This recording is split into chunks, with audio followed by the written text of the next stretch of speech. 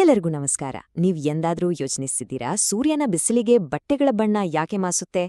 ಅಥವಾ ಗಿಡಗಳು ಬರೀ ಬೆಳಕನ್ನು ಬಳಸಿ ತಮಗಾಗಿ ಆಹಾರವನ್ನು ಹೇಗೆ ತಯಾರಿಸ್ತವೆ ಅಂತ? ಹೌದು, ಈ ಎಲ್ಲಾ ಅದ್ಭುತಗಳ ಹಿಂದಿರೋ ವಿಜ್ಞಾನವೇ ಫೋಟೋಕೆಮಿಸ್ಟ್ರಿ. ಇವತ್ತು ನಾವು ಬೆಳಕಿನಿಂದ ನಡೆಯುವ ಈ ರಾಸಾಯನಿಕ ಕ್ರಿಯೆಗಳ ರೋಚಕ ಜಗತ್ತಿಗೆ ಇಳಿಯೋಣ. ಸರಿ, ಹಾಗಾದ್ರೆ ಒಂದು ಬೆಳಕಿನ ಕಿರಣ, ಅದ್ರಾಗಿರೋ ಒಂದು ಫೋಟಾನ್ ಬಂದು ಒಂದು ಅಣುವಿಗೆ ಅಂದ್ರೆ ಮಾಲಿಕ್ಯೂಲ್ಗೆ ಡಿಕ್ಕಿ ಹೊಡೆದಾಗ ನಿಜವಾಗ್ಲೂ ಏನಾಗುತ್ತೆ? ಸುಮ್ಮನೆ ಅದಕ್ಕೆ ಶಕ್ತಿ ಸಿಕ್ಕಿ ಅಲ್ಲಿಗೆ ಕಥೆ ಮುಗಿಯುತ್ತಾ? ಅಥವಾ ಅಲ್ಲಿಂದ ಏನಾದ್ರೂ ಒಂದು ಹೊಸ ಜರ್ನಿ ಶುರುವಾಗತ್ತಾ? ಬನ್ನಿ ನೋಡೋಣ ಏನಾಗತ್ತೆ ಅಂತ.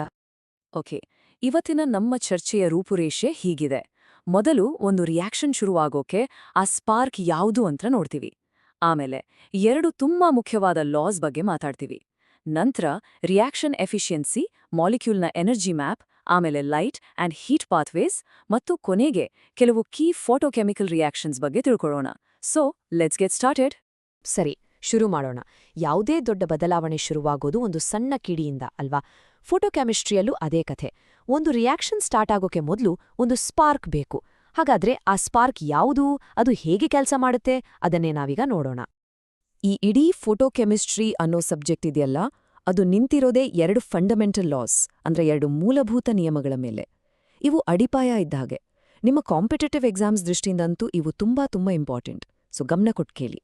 ಮೊದಲನೇ ನಿಯಮ, the Grotthuss Draper law. This law states that only those radiations which are absorbed by the reacting system are effective in producing chemical change. Okay, ಇದರ ಅರ್ಥ ಏನು ಅಂದ್ರೆ ತುಂಬಾ ಸಿಂಪಲ್. ಒಂದು ರಿಯಾಕ್ಷನ್ ಆಗಬೇಕಂದ್ರೆ ಆ ಮಾಲಿಕ್ಯೂಲ್ ಬೆಳಕನ್ನ ಅಬ್ಸಾರ್ಬ್ ಮಾಡ್ಕೋಬೇಕು, ಅಂದ್ರೆ ಹೀರ್ಕೊಳ್ಬೇಕು. ಲೈಟ್ ಸುಮ್ಮನೆ ಪಾಸ್ ಆಗಿ ಹೋದ್ರೆ ಯಾವ ಕೆಮಿಕಲ್ ಚೇಂಜ್ ಕೂಡ ಆಗಲ್ಲ. So absorption is the first mandatory step. ಈಗ ಎರಡನೇ ನಿಯಮಕ್ಕೆ ಬರೋಣ. The Stark-Einstein law of photochemical equivalence. According to this law, each light-absorbing molecule in a photochemical reaction absorbs only one quantum of light, which causes the activation. Okay? ಇದನ್ನ law of photochemical equivalence ಅಂತಾನೂ ಕರೀತಾರೆ. ಇದರ ಅರ್ಥ ಏನು ಗೊತ್ತಾ? Basically ಇದೊಂದು 1-to-1 relationship. ಅಂದ್ರೆ ಒಂದು ಫೋಟಾನ್ ಅಂದ್ರೆ ಲೈಟ್ನ ಒಂದು ಕ್ವಾಂಟಮ್ ಬಂದು ಒಂದು ಮಾಲಿಕ್ಯೂಲನ್ನು ಮಾತ್ರ ಆಕ್ಟಿವೇಟ್ ಮಾಡೋಕೆ ಸಾಧ್ಯ. ಒನ್ ಫೋಟಾನ್, ಒನ್ ಮಾಲಿಕ್ಯೂಲ್ ಅಷ್ಟೇ. It's that simple.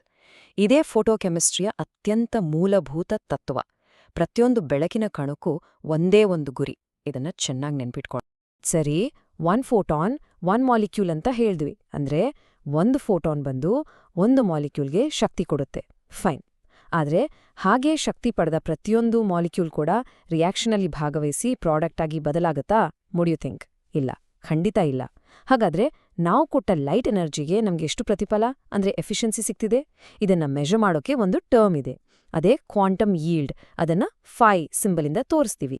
ಸೊ ಅದರ ಡೆಫಿನಿಷನ್ ನೋಡೋಣ. Quantum yield, phi. The efficiency of a photochemical process is expressed in terms of quantum yield, phi, which is defined as the number of molecules reacting per quantum of light absorbed. ಅಂದ್ರೆ ತುಂಬ ಸರಳವಾಗಿ ಹೇಳೋದಾದ್ರೆ, ನಾವು 100 ಫೋಟಾನ್ಗಳನ್ನು ಕೊಟ್ರೆ ಅದರಲ್ಲಿ ಎಷ್ಟು molecules react ಆದವು ಅನ್ನೋ ಲೆಕ್ಕಾಚಾರವೇ ಕ್ವಾಂಟಮ್ ಯೀಲ್ಡ್.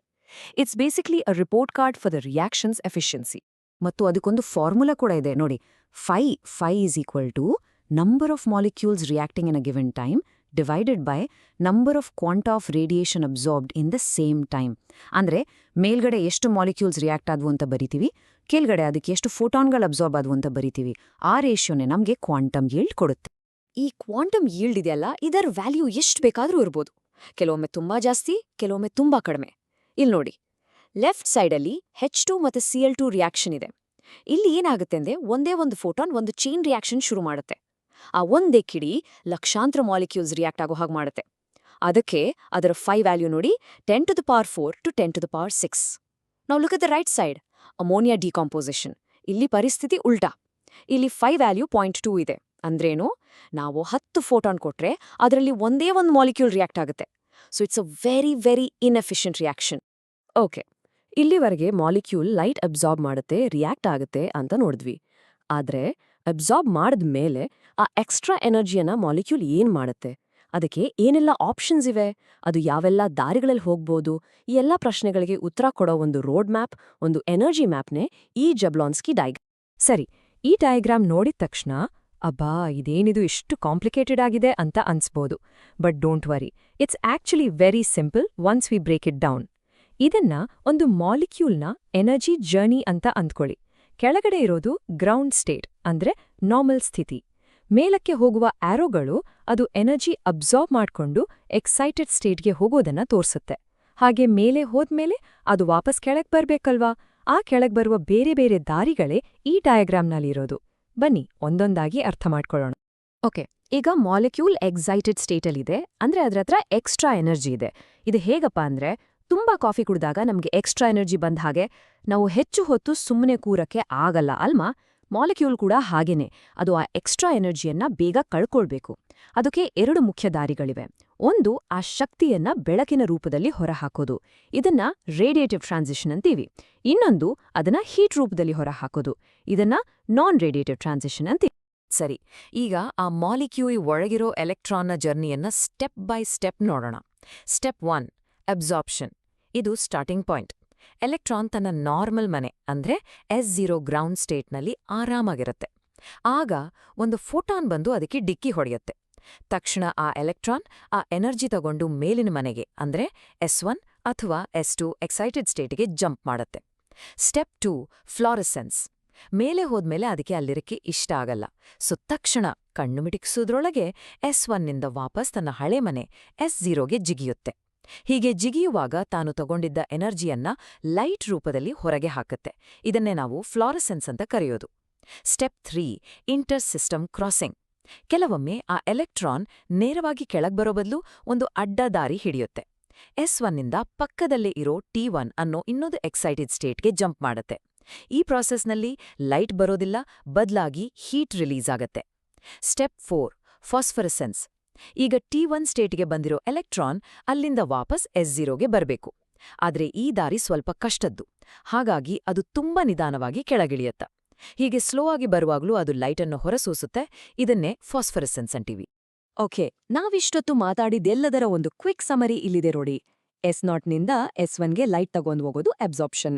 S1ನಿಂದ S0ಗೆ ಲೈಟ್ ಬಿಟ್ಟು ವಾಪಸ್ ಬಂದ್ರೆ ಅದು ಫ್ಲೋರೆಸೆನ್ಸ್. S1ನಿಂದ T1ಗೆ ಹೀಟ್ ಬಿಟ್ಟು ಹೋದ್ರೆ ಅದು ಇಂಟರ್ಸಿಸ್ಟಮ್ ಕ್ರಾಸಿಂಗ್. ಕೊನೆಗೆ T1ನಿಂದ S0ಗೆ ನಿಧಾನವಾಗಿ ಲೈಟ್ ಬಿಡ್ತಾ ಬಂದ್ರೆ ಅದು phosphorescence. This table is perfect for revision. ನಿಮ್ಗೆ ಬೇಕಂದ್ರೆ ಇಲ್ಲಿ ಪಾಸ್ ಮಾಡಿ ಇದನ್ನೊಮ್ಮೆ ನೀಟಾಗಿ ನೋಡ್ಕೊಳ್ಳಿ. ಇಲ್ಲಿವರೆಗೆ ಎಕ್ಸೈಟೆಡ್ ಮಾಲಿಕ್ಯೂಲ್ ತನ್ನ ಎನರ್ಜಿಯನ್ನ ಲೈಟ್ ಅಥವಾ ಹೀಟ್ ರೂಪದಲ್ಲಿ ಕಳ್ಕೊಂಡು ವಾಪಸ್ ತನ್ನ ಹಳೆ ಸ್ಥಿತಿಗೆ ಬರೋದನ್ನ ನೋಡಿದ್ವಿ. ಆದ್ರೆ ಅದು ಒಂದೇ ಆಪ್ಷನ್ ಅಲ್ಲ. ಕೆಲವೊಮ್ಮೆ ಆ ಎಕ್ಸ್ಟ್ರಾ ಎನರ್ಜಿಯನ್ನ ಬಳಸ್ಕೊಂಡು ಮಾಲಿಕ್ಯೂಲ್ ಶಾಶ್ವತವಾಗಿ ಬದಲಾಗಿಬಿಡುತ್ತೆ. ಅಂದ್ರೆ ಒಂದು ಹೊಸ ಪ್ರಾಡಕ್ಟ್ ಆಗಿ ಕನ್ವರ್ಟ್ ಆಗುತ್ತೆ. ಇದೇ ನಮ್ಮ ಫೈನಲ್ ಡೆಸ್ಟಿನೇಷನ್. ಇವೇ ನಿಜವಾದ ಫೋಟೋಕೆಮಿಕಲ್ ರಿಯಾಕ್ಷನ್ಸ್. ಈ ರಿಯಾಕ್ಷನ್ಸ್ ಅಲ್ಲಿ ನಾರಿಶ್ ರಿಯಾಕ್ಷನ್ಸ್ ತುಂಬಾ ಇಂಪಾರ್ಟೆಂಟ್. ಅದರಲ್ಲಿ 2 ಮುಖ್ಯ ವಿಧಗಳಿವೆ, ಟೈಪ್ ಐ ಮತ್ತು ಟೈಪ್ 2. ನಾರಿಶ್ ಟೈಪ್ ಐ ಅಂದ್ರೆ ಆಲ್ಫಾ ಕ್ಲೀವೇಜ್, ಅಂದ್ರೆ ಕತ್ತರಿಸುವುದು ಅಂತ ನೆನ್ಪಿಟ್ಕೊಳ್ಳಿ. ಇಲ್ಲಿ ಕಾರ್ಬೊನೈಲ್ ಗ್ರೂಪ್ ಪಕ್ಕದಲ್ಲಿರುವ ಆಲ್ಫಾ ಕಾರ್ಬನ್ ಬಾಂಡ್ ಇದೆಯಲ್ಲ, ಅದು ಲೈಟ್ ಎನರ್ಜಿಯಿಂದ ಕಟ್ ಆಗ್ಬಿಡುತ್ತೆ. ಆದ್ರೆ ನಾರಿಶ್ ಟೈಪ್ 2 ಬೇರೆ ತರ. ಇದು ಗ್ಯಾಮಾ ಹೈಡ್ರೋಜನ್ ಆಬ್ಸ್ಟ್ರಾಕ್ಷನ್. ಇದೊಂದು ಇಂಟರ್ನಲ್ ಜಾಬ್. ಮಾಲಿಕ್ಯೂಲ್ ತನ್ನೊಳಗೆ ಇರುವ ಗ್ಯಾಮಾ ಕಾರ್ಬನ್ ಮೇಲಿನ ಒಂದು ಹೈಡ್ರೋಜನ್ ಅನ್ನು ಕಿತ್ಕೊಂಡು ಅದನ್ನ ತನ್ನ ಕಾರ್ಬೊನೈಲ್ ಆಕ್ಸಿಜನ್ ಹತ್ರ ತಂದು ಅಂಟಿಸ್ಕೊಳ್ಳುತ್ತೆ. So type 1 is about breaking a bond, type 2 is about snatching a hydrogen from within. ಬೆಳಕನ್ನು ಬಳಸಿ ನಾವು ಬಾಂಡ್ಸ್ ಬ್ರೇಕ್ ಮಾಡೋದಷ್ಟೇ ಅಲ್ಲ, ಹೊಸ ಬಾಂಡ್ಸ್ ಕ್ರಿಯೇಟ್ ಕೂಡ ಮಾಡಬಹುದು.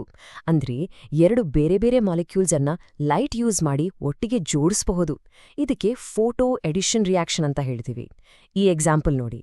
ಇಲ್ಲಿ ಬೆನ್ಸೋಫೆನೋನ್ ಅನ್ನೋ ಒಂದು ಮಾಲಿಕ್ಯೂಲ್ ಐಸೋಬ್ಯೂಟಿನ್ ಅನ್ನೋ ಇನ್ನೊಂದು ಮಾಲಿಕ್ಯೂಲ್ ಜೊತೆ ಲೈಟ್ ಎದ್ದಾಗ ರಿಯಾಕ್ಟ್ ಆಡಿ ಒಂದು ಹೊಸ ಆಕ್ಸಿಟೇನ್ ರಿಂಗ್ ಅನ್ನೋ ಸ್ಟ್ರಕ್ಚರ್ನು ಫಾರ್ಮ್ ಮಾಡುತ್ತೆ. ಇದು ಆರ್ಗ್ಯಾನಿಕ್ ಸಿಂಥಸಿಸ್ನಲ್ಲಿ ಹೊಸ ಮಾಲಿಕ್ಯೂಲ್ಸ್ ತಯಾರಿಸಲು ಒಂದು ಪವರ್ಫುಲ್ ಟೂಲ್. ಸೊ ನಾವು ಇವತ್ತು ಫೋಟೋಕೆಮಿಸ್ಟ್ರಿಯ ಮೂಲಭೂತ ತತ್ವಗಳನ್ನು ನೋಡಿದ್ವಿ. ಇದರ ರಿಯಲ್ ವರ್ಲ್ಡ್ ಅಪ್ಲಿಕೇಶನ್ ಏನು ಅಂತ ಯೋಚಿಸಿ. ಗಿಡಗಳು ಇದೇ ಫೋಟೋಕೆಮಿಸ್ಟ್ರಿಯನ್ನು ಬಳಸಿ ನಮ್ಗೆಲ್ಲ ಆಹಾರ ಕೊಡುತ್ತೆ. ಹಾಗೆ ನಾವು ಇದೇ ಪ್ರಿನ್ಸಿಪಲ್ಗಳನ್ನು ಬಳಸಿ ಸೂರ್ಯನ ಬೆಳಕಿನಿಂದಲೇ ಹೊಸ ಮೆಡಿಸಿನ್ಸ್ ಅಥವಾ ಕ್ಲೀನರ್ ಎನರ್ಜಿ ಅಂದ್ರೆ ಪಲ್ಯೂಷನ್ ಮಾಡದ ಇಂಧನವನ್ನು ತಯಾರಿಸ್ಬೋದಾ? Think about it, the possibilities are endless. ಇದರ ಬಗ್ಗೆ ಯೋಚನೆ ಮಾಡಿ. ನಾವು ಮುಂದಿನ ಚರ್ಚೆಯಲ್ಲಿ ಮತ್ತೊಂದು ಇಂಟ್ರೆಸ್ಟಿಂಗ್ ಟಾಪಿಕ್ ಜೊತೆ ಸಿಗೋಣ. Thank you.